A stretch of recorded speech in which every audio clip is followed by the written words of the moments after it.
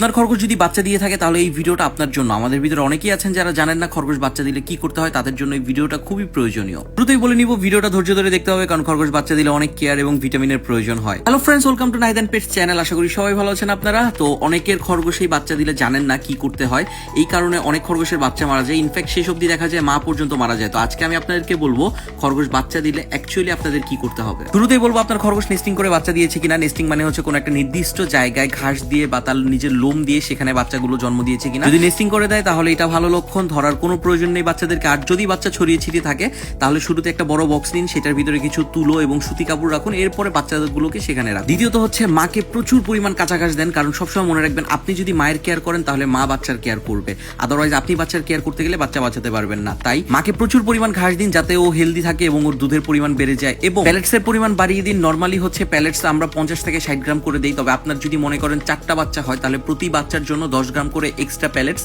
মাকে দিতে হবে। মনে করুন আপনার খরগোশকে আপনি প্রতিদিন 60 গ্রাম করে প্যালেটস দেন আর বাচ্চা হয়েছে 4টা, তার মানে হচ্ছে ওকে 100 গ্রাম প্যালেটস দিবেন, তবে ভুলক্রমে 100 গ্রামের বেশি দেওয়া যাবে না। এছাড়া দুটো ভিটামিন কন্টিনিউ করতে হবে যাতে মায়ের হেলথ ঠিক থাকে এবং বাচ্চারাও ঠিকমতো দুধ পায়। আপনারা এখন যেই মেডিসিনটা দেখতে পাচ্ছেন এটা হচ্ছে ওরাকল এস। আমরা আগে ক্যালপ্লেক্স ইউজ করতাম, বাট ওরাকল এসটা এখন যথেষ্ট ভালো। তো আপনারা ওরাকল এস ইউজ করতে পারেন। প্রতিদিন 2 ml করে মাকে খাইয়ে দিবেন দিনে একবারই। সেকেন্ডটা হচ্ছে জিসভেট সপ্তাহে 2 দিন 1 ml করে দিবেন মাকে একবার করেই। সাধারণত মা খরগোশ বাচ্চাদেরকে দিনে 2 বার দুধ খাওয়ায়, একটা হচ্ছে ভোর রাত্রে, একটা হচ্ছে সন্ধ্যার দিকে। তো আপনার মা খরগোশের কাছে যদি বাচ্চা থাকে সেক্ষেত্রে ও নিজেই খাওয়াবে, তবে এই ক্ষেত্রে আপনার খেয়াল রাখতে হবে মা খরগোশের দুধটা আসতেছে কিনা। অনেক সময় আপনারা বলেন বাচ্চাদেরকে মা দুধ খাওয়াতে চায় না, এটা অ্যাকচুয়ালি মায়ের দোষ না। যতক্ষণ মায়ের দুধ না আসবে মা খরগোশ বাচ্চাদের কাছে যাবে না।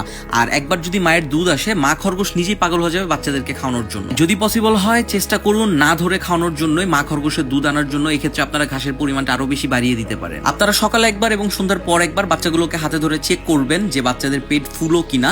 আপনারা ভিডিওতে এখন যেটা দেখতে পাচ্ছেন এটা হচ্ছে বাচ্চারা দুধ পেলে বাচ্চাদের এই অবস্থা হবে। আর যদি এর থেকে কম থাকে অর্থাৎ পেট কুচকানো থাকে তাহলে বাচ্চা ঠিকমতো দুধ পাচ্ছে না।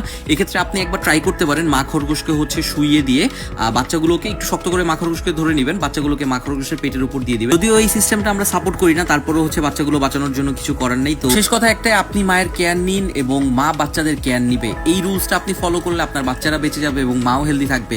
এছাড়া ভিডিওতে আমি বলেই দিয়েছি মা খরগোশকে কিভাবে কি করবেন। এইভাবেই হচ্ছে আপনি চাইলে আপনার বাচ্চাগুলোকে সেফ এবং সুস্থ রাখতে পারেন। ভিডিওটি ভালো লাগলে অবশ্যই লাইক করুন, সাবস্ক্রাইব করুন এবং আমাদেরকে জানান আপনার যে কোনো প্রবলেমের কথা। আপনারা চাইলে আমাদের ডিরেক্ট ফেসবুক পেজে নক করতে পারেন, ফেসবুক পেজে নক দিয়ে আপনারা ভেটেরিনারি হেল্প নিতে পারেন। দেখা হবে নতুন কোনো ভিডিওর সাথে। ভালো থাকুন ততদিন, আল্লাহ হাফেজ।